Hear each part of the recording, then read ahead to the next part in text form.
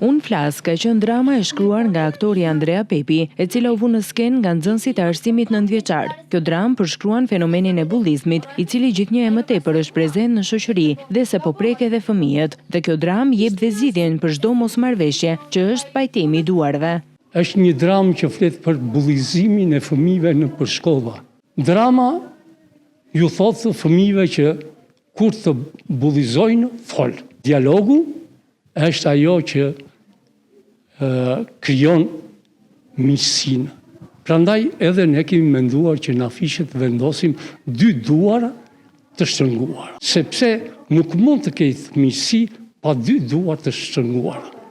Ky është mesazhi im, që ne ta duam njëri tjetrin. Vënia në skenë e kësaj drame, përveç se synon të përcjell një mesazh edukues, vjen dhe me qëllim nxjerrje në pa të talenteve në aktrim. Ne na duhet që si qyteti i teatrit, duhet ta zhvillojmë teatrin e fëmijëve. Kjo është një nga edhe arsyet e mia.